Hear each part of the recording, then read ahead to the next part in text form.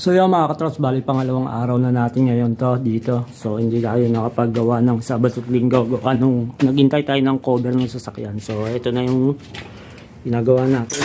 So ayan, nakapag-extend na ako dito. So nagduktong na lang ako dito ng ano, then i-re-rivet na lang natin dyan. So ayan kasi bulok na eh. So hindi ko na inalis to para hindi na masyado matrabaho. Then ayan, inano ko na lang yan. Then patong to dito yung pag ganyan. So i-re-rivet na lang din natin yan doon.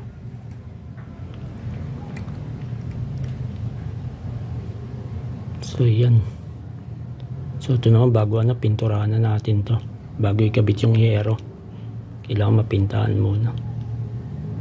So yan, let's go. Re-rivet natin to dito.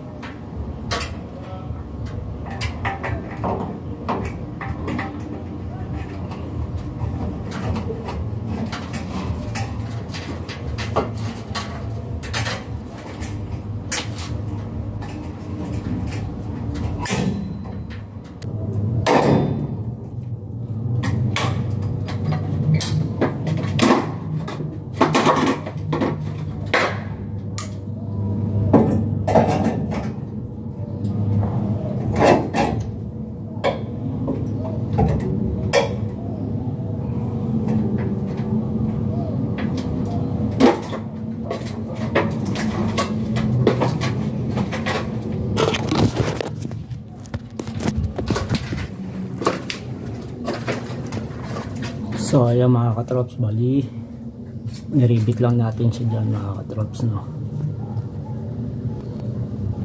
So ayan. So sa tingin nyo matibay na rin kaya yan. So suporta. So tingin ko okay na yan, no? So hindi ko na, nagkamali ako ng putol eh, hindi ko na sagad doon. Dapat pala mas sagad doon para mas matibay kung dito. Kasi ito yung original niya eh. Kasi ito mukhang nakapatong lang din to.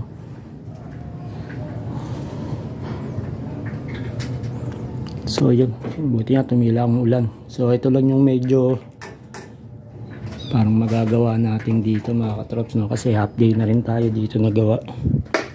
Gawa nga, nag-antay tayo ng cover ng sasakyan. So yun.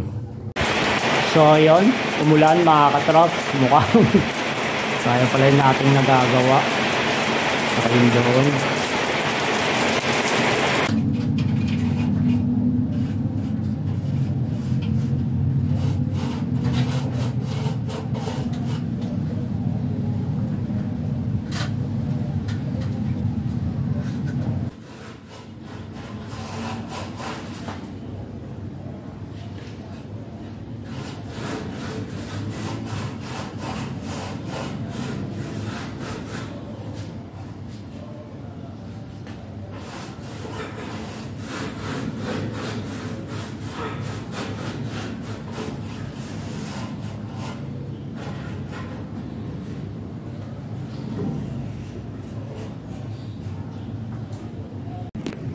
So yun mga katrops, no, natapos na natin pintahan to, itong tubular, itong si parling na yan. Yan si parling na yan mga katrops, para doon kasi yan yun. Doon. So, susunod naman natin ano yun yung alulod niya. So yung alulod, bago ko rin ilagay yun, pipintahan ko na rin. Para at least medyo makapal na siya, no? So hindi na siya basta-basta kakalawangin. So bago ko ikabit dyan, pipinturahan ko na siya bago natin i-fix doon. Saka ito okay naman eh, may pintura na. So yan, patutuyuin na lang natin yung mga yan bago ulit tayo gagawa o kikilos mga katrops, no? So yan, kaya ako naman naisipan na pinturahan niya yan, gawa ng kahit maulanan siya is hindi na siya basta-basta kakalawangan, no? Kahit pa paano may pintura na. Saka yung mga sulok-sulok bago ikabit may pintura na. Hindi naman tayo magwe-welding dito mga katrops, puro rivet lang gagawin natin dyan. Kaya okay lang niya kahit mapintahan na natin kagad. So yun, okay na muna ngayon, papatuyin muna natin yan, saka uli tayo gagawa. Okay, bye bye.